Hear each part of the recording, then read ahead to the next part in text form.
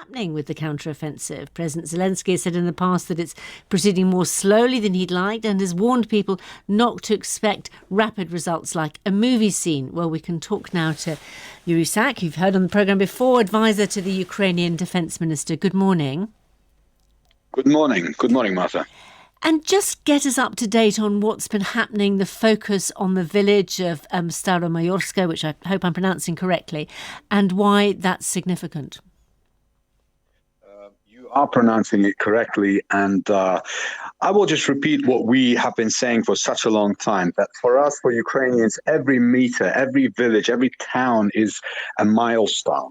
And on the other hand, what is happening now in Staromayorsk is what happened yesterday, because we are now in control of that small town. Now, that's not anything new, because we've been saying this from the early June, that our tactics is very simple. We will continue to look for vulnerabilities along the front line in the enemy ranks, in their defense lines, and we will continue to exploit these vulnerabilities. And as soon as we identify them, of course, we will move in with more intensity. So essentially, yesterday's liberation of Staromayorsk, which hopefully will now open more directions for our counteroffensive, for our armed forces, is a very logical continuation of our campaign, which has begun in early June. So you're talking about new directions. I know some analysts are thinking of this as a new phase, almost like a new second offensive. But would you say this is a new phase because of the greater intensity of fighting?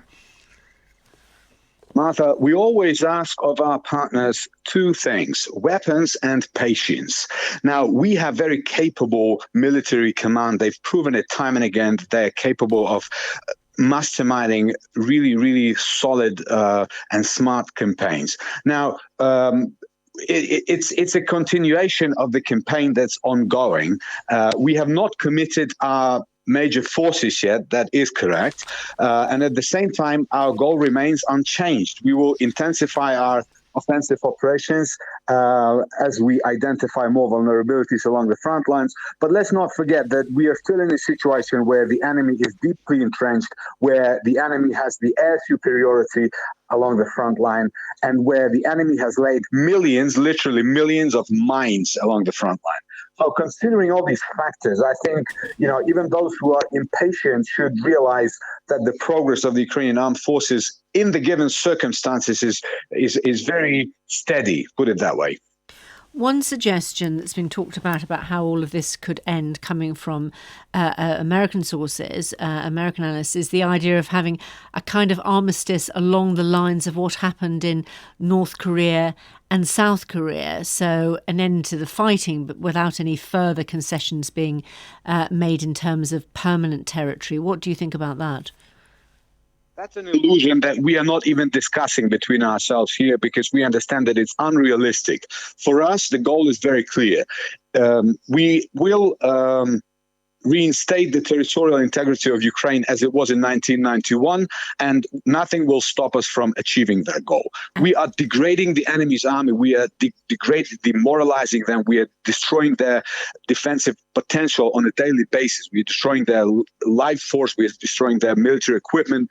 So little by little, we are moving forward, and we are determined. We are very angry because of all the missile terror. You've seen, Martha, what has happened to Odessa, what continues to happen to other Ukrainian cities. Now, there is nothing that will stop us. And finally, you haven't been on the programme since the sacking of the Ukrainian ambassador in London, Vadim Prystaiko. Are you able to tell us more of the reasons for his removal? Unfortunately, I don't have any information about the reason, but I think, we are on the diplomatic front lines. We are in a very dynamic situation as well. So I'm sure our political leadership is making the decisions which are necessary for our victory. Understood. Yuriy from the Defence Ministry, many thanks indeed for talking to us.